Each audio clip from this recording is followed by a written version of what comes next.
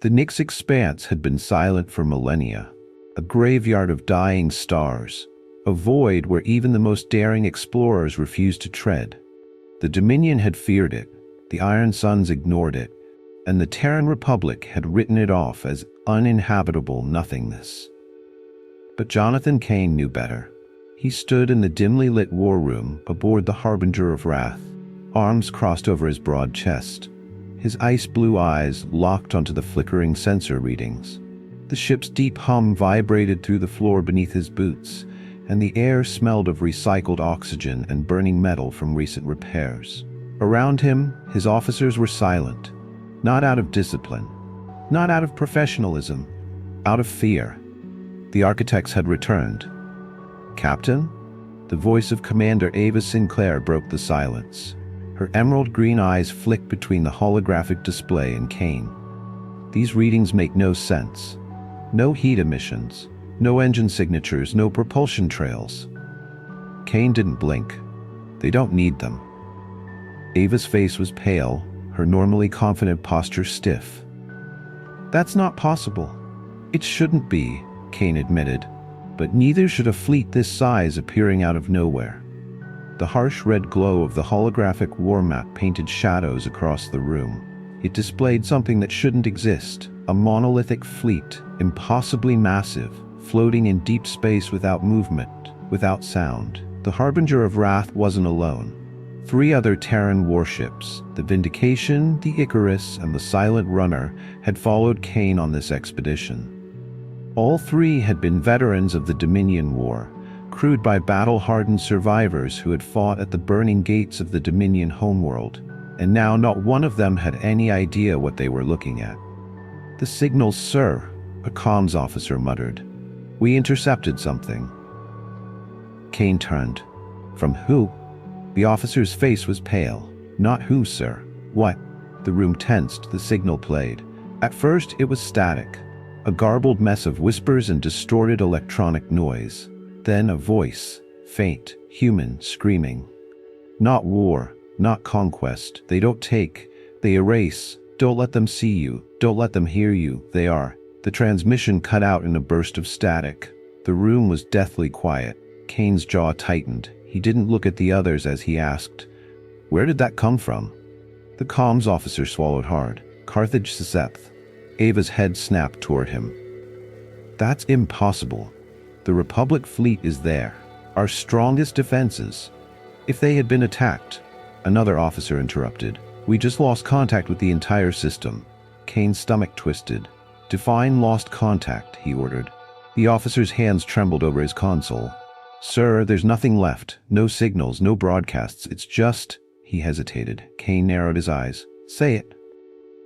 The officer exhaled, voice barely above a whisper. "It's just gone." The architect's move. Cain didn't hesitate. "All ships, battle stations. We leave now." The crew jumped into action. Alarms blared. The holographic display flickered, updating real-time as Cain's small fleet veered toward Carthage Scepth at maximum speed. The Harbinger of Wrath's massive engines roared to life, propelling the ship forward. Outside, the starfield twisted and blurred as the ship accelerated into a hyperspace jump, followed closely by the other 3 Terran vessels. Ava stepped beside him, her voice low. "We don't know what we're walking into." Cain's ice-blue eyes remained fixed ahead. "Then we learn." The hum of the ship's engines filled the silence. The architect fleet did not move, but somehow Cain knew. They were already watching. The ruins of Carthage Scepth. They arrived 7 hours later. The first thing Cain saw was the wreckage. Massive hulks of ruined warships drifted across the void. Some still burned, their hull fractures venting oxygen and frozen bodies into the abyss. These weren't damaged ships. They weren't wrecks from a battle. They had been crushed, torn apart by something beyond understanding. Cain's hands clenched into fists. "Comms, any survivors?" The bridge was silent. Then a voice crackled over the speakers. "Anyone out there?" The bridge erupted in motion. The signal was weak, garbled, but it was human. Cain didn't hesitate. "Locate the source." The navigation officer's hands flew over the console. "It's coming from..." The remains of the Republic station, the Solace Point. Cain nodded. Prepare a boarding party. Ava's jaw tensed. You think it's a trap? Cain exhaled slowly. I think we're already in one. Inside the dead station, the Republic orbital station was dying. The Solace Point had once been the Republic's strongest military outpost, a floating fortress guarding the entire Carthage system. Now it was a drifting corpse. The station's once pristine corridors were torn apart, scorched metal and floating debris littering the halls. Bodies drifted weightlessly, their expressions frozen in final silent screams. Cain's team moved cautiously, weapons raised. Their boots clicked against the grated floors as they advanced through flickering emergency lights. Then, movement. A survivor. A man in a tattered Republic officer's uniform stumbled out from the shadows, his face pale and streaked with blood.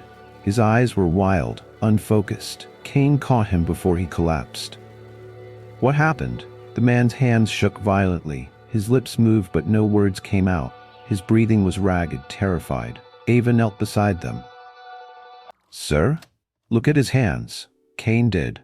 The man's fingernails were torn off, as if he had tried to claw his way out of something. Cain gritted his teeth. We need answers. Now. The man finally spoke, but it wasn't a response. It was a whisper. They don't take, they erase. Then his eyes rolled back and his body went still. Cain slowly rose to his feet. He turned toward his men. Secure the area. Then the lights flickered, and every dead body in the station turned its head toward them. The architects had arrived. The dead were watching. Cain's breathing slowed. His grip tightened around his plasma rifle, the familiar weight grounding him as his instincts screamed danger. The bodies floated weightlessly in the station's dimly flickering emergency lights, their lifeless eyes locked onto the intruders. Limbs twisted unnaturally in zero gravity, their expressions frozen, not in death, but in awareness. His men froze, fingers tightening on triggers. No one moved. Then, one of the corpses opened its mouth. Not a scream, not a moan, a low, droning hum. The sound didn't come from vocal cords. It reverberated through the metal walls, vibrating like a pulse inside Cain's skull. A whisper crawled through the comms. They see you. Then everything went dark. Nowhere to run. Flashlights, Cain barked. His team snapped on their rifle lights. The beams cut through the pitch black, illuminating the floating dead. Their mouths hung open, the hum growing louder, vibrating deep inside Cain's bones. Then, movement, not from the bodies, from the walls. The metal itself seemed to breathe, shifting unnaturally, like something alive was just beneath its surface. Ava's voice was low, sharp. Captain, we need to move. Now, Cain nodded. Fall back to the airlock. They moved fast but careful, the sensation of watching eyes pressing against their backs. The hum rose in pitch, becoming a frequency more felt than heard. Then, the walls split open. Not a door, not a hatch. The metal peeled apart like skin, and something stepped through. First contact with the architects. It was not a machine. It was not a creature. It was both. 7 feet tall, its black metallic form twisted and elongated, as if it had been stretched and sculpted by some unnatural force. Its body had no seams, no armor plating, just a single smooth reflective surface. It had no face. Yet somehow Cain knew it was looking at him. The moment it stepped through the breach, the hum stopped. Silence. Then it spoke. No mouth moved, no sound waves traveled. It spoke directly into Cain's mind. You are not welcome in this place. Ava gasped, gripping her head. Several soldiers staggered back, eyes wide, hands shaking. One collapsed to his knees, blood dripping from his nose. Cain gritted his teeth, forcing his mind to stay focused. He raised his plasma rifle and pulled the trigger. A thunderous burst of blue plasma shot through the void, hitting the figure square in the chest. The impact should have burned through armor, should have ripped through the thing like a torch through ice. It did nothing. The architect tilted its head. Then it moved. Faster than anything Cain had ever seen. It crossed the distance in less than a second. A flash of black metal, a single slash. A soldier behind Cain screamed. His body collapsed in two separate pieces. The cut was perfect, seamless, no blood, no mess, just clean division. Ava fired next. The bullets passed through the creature as if it were made of mist. The architect stepped forward, ignoring the gunfire. It was studying them. It was learning. Cain's mind worked fast. Fall back. Move.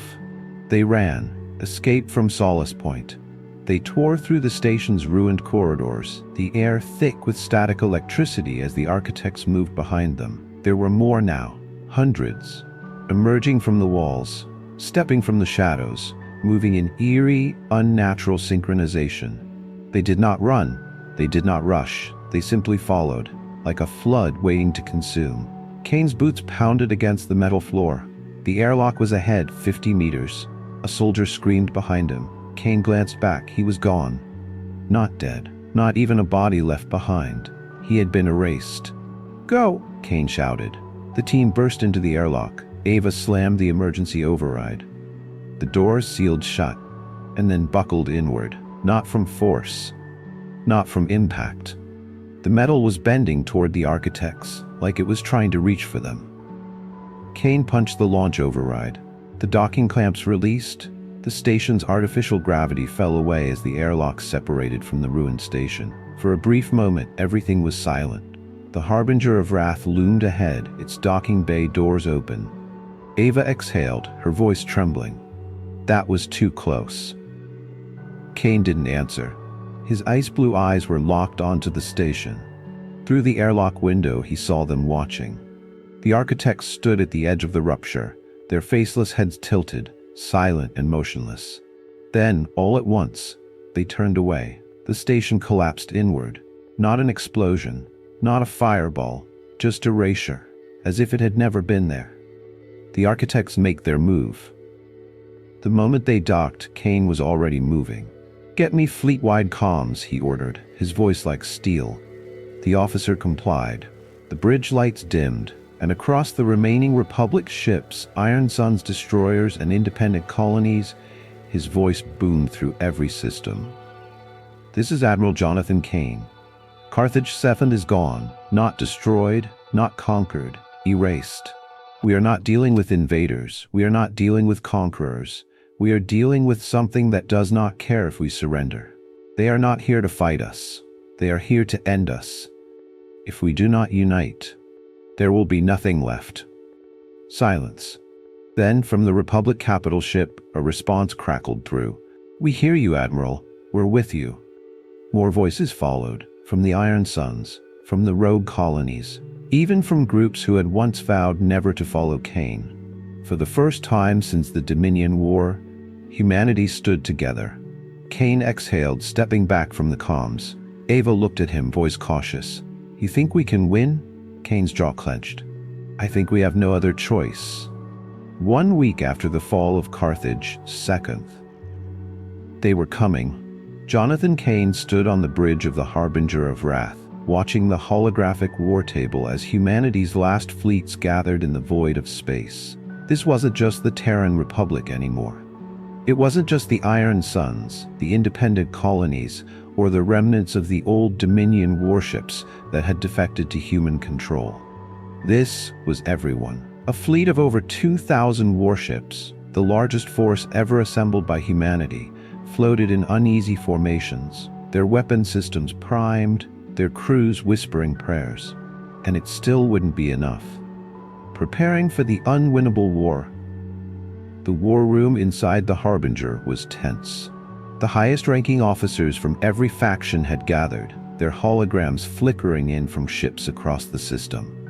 Cain stood at the center, arms crossed, ice-blue eyes locked on the projections of the architect fleet. It hadn't moved, not toward Earth, not toward any colony. It simply waited. "They're studying us," Cain muttered, "learning, calculating." Ava Sinclair sat beside him, dark hair tied back, emerald green eyes burning with focus. "Then why aren't they attacking?" "They don't fight like us," Cain said. His jaw tightened. "They don't fight at all, they erase." The war table flickered, showing Carthage the 7th before and after. The planet wasn't burned. It wasn't bombarded. It was simply gone. A silence stretched over the room. Finally, Admiral Seraphine Rahl of the Terran Republic spoke, her sharp voice cutting through the tension. "Then what the hell do you suggest we do, Cain? Fight an enemy that doesn't even use weapons? An enemy that, by all accounts, shouldn't even exist?" Cain exhaled slowly. "We adapt," he said, "or we die." The architect's move, it started with a pulse. A wave of energy rippling across deep space, invisible to the eye but felt by every ship's sensors. Then the architect fleet began to move. Not in formations, not in attack patterns. They moved as one. A silent tidal wave of black monoliths, shifting across the void like living shadows. Their surfaces twisted and rippled, like a nightmare just out of focus. And the moment they entered range, human ships started vanishing. Not exploding, not taking damage. They simply ceased to exist. One moment, the Republic battleship Resolute was at the front of the formation. The next, it was gone. No wreckage, no screams over comms, just erased. A deep, inhuman hum vibrated through every ship's hull, crawling into the bones of the living. It wasn't sound. It was something worse. Cain's mind flashed back to the architect he had encountered on Solace Point. The way it had spoken into his skull, the way it had bent reality like clay. They weren't just destroying ships, they were removing them from time itself. Ava's voice cut through his thoughts. "We need a new plan, now." Cain's ice-blue eyes flicked to the war map. His mind raced. And then, he saw it. The counterattack. Cain slammed a hand on the table. New orders. Every admiral and captain turned to him. Every ship with experimental shield generators, fall back. Those shields might hold against whatever the hell this is. "What about the rest of us?" barked Lord General Atreus Val, leader of the Iron Suns. Cain didn't hesitate. "Attack." Ral's eyes widened. "That's suicide." "No," Cain interrupted. "It's bait. We need to know what they react to. We need to make them show us something." He turned to his comms officer. "Signal the Infernal Lance. Tell them to fire the Novacore warhead." The room fell silent. Someone swore under their breath. The Novacore warhead was humanity's deadliest weapon. A weapon deemed too dangerous to ever be used because it didn't just destroy ships. It collapsed space itself. Admiral Rahl's voice was a whisper. "If that doesn't work..." Cain's jaw tightened. Then we were already dead. Fire in the void. The Novacore warhead launched.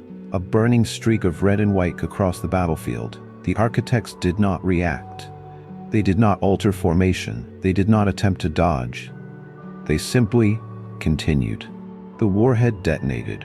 A blinding collapse of light and gravity. Space itself ripped open, a singularity swallowing everything in its wake. Ships, human and architect alike, were pulled toward the growing anomaly. Then something changed. The architect fleet pulsed, and the singularity vanished. Not collapsed, not neutralized, vanished, as if it had never existed. "They are learning." Cain's blood went cold. "Sir," a comms officer whispered. "They just erased a black hole." Silence. Ava exhaled slowly. "That was our best weapon." Cain clenched his fists. His ice-blue eyes locked onto the architect fleet, watching the way they moved now, differently. "We gave them something new," he muttered. Ava's voice dropped. "And now they know how to erase it." The only option left. The architect fleet was still advancing. Hundreds of human ships were already gone. And in the war room, Cain realized the truth. They couldn't fight this. Not conventionally. Not with weapons. They needed something else. Something the architects couldn't erase. He turned sharply. "Ava, what's the only thing that can't be rewritten? What can't be erased?" She frowned. "That doesn't make sense. They've erased." Then her eyes widened. "Memory, time, the human mind." Cain nodded. "We need someone who has been erased." Ava inhaled sharply. "You mean?" "Yes." Cain turned to his officers. His voice was ice, his resolve absolute. "We're going to find the lost." And for the first time in his life, Jonathan Cain knew what it felt like to be afraid. The ghosts of the forgotten, Jonathan Cain had always believed war had rules. Even at its worst, war was about taking, about winning. The Dominion had conquered. The Iron Suns had expanded. Even the most brutal conflicts were fought with an end in mind. But the architects? They did not conquer. They did not enslave. They erased. And there was no war to fight against an enemy that could unmake reality itself. The plan no one wanted to follow. The only way to beat them, Cain said, is to go to where they've already won. Ava Sinclair stared at him like he was insane. Around them, the war room of the Harbinger of Wrath was filled with some of the greatest military leaders left in the galaxy.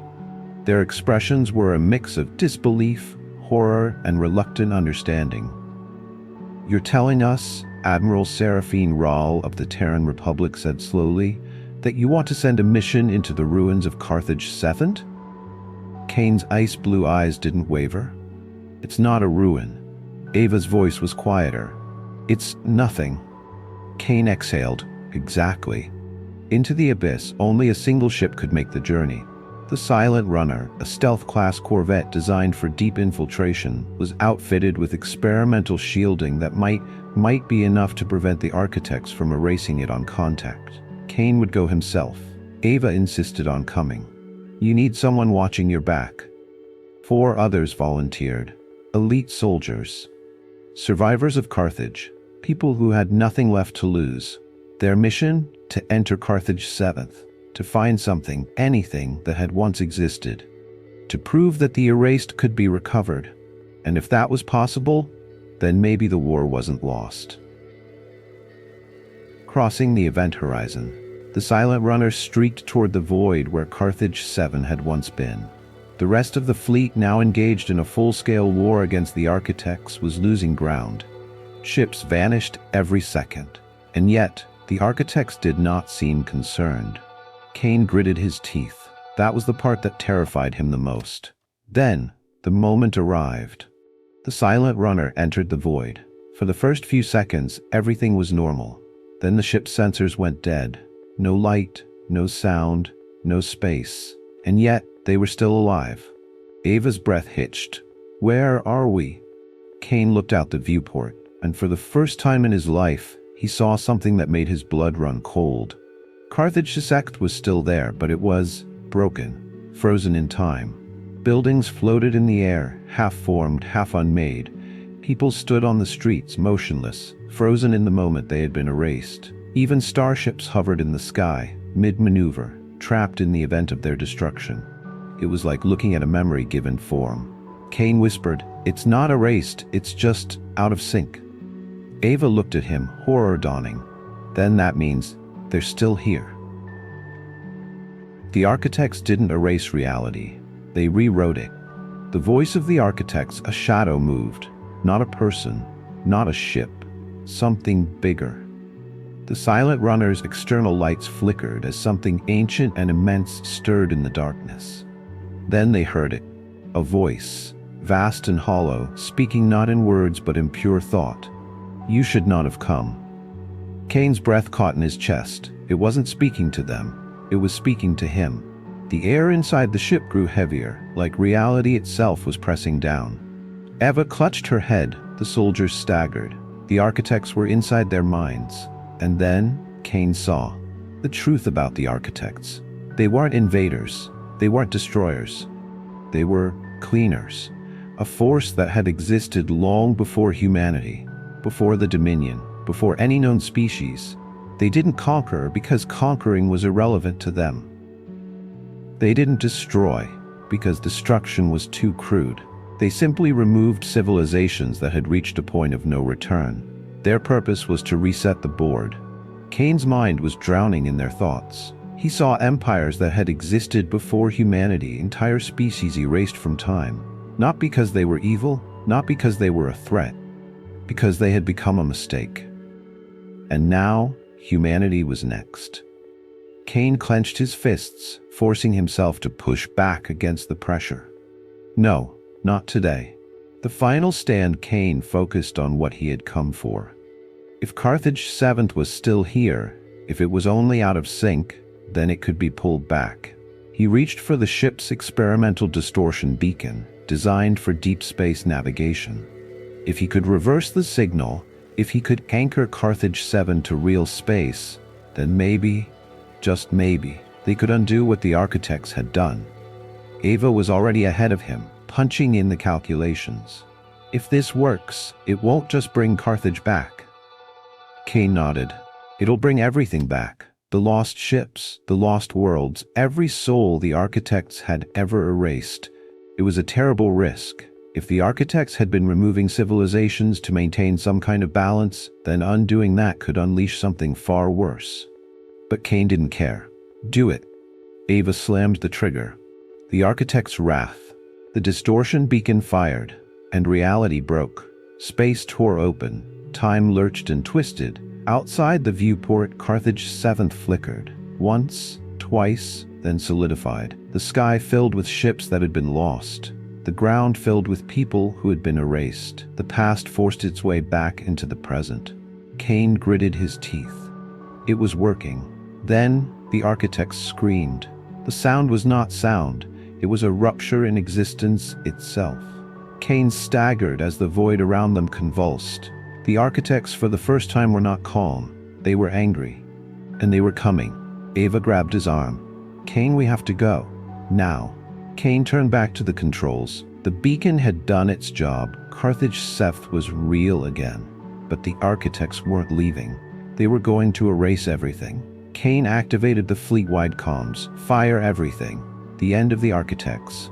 The combined might of humanity unleashed hell. Torpedoes, plasma cannons, railguns, weapons that should have never worked. But now they did. The architects were bound by time again.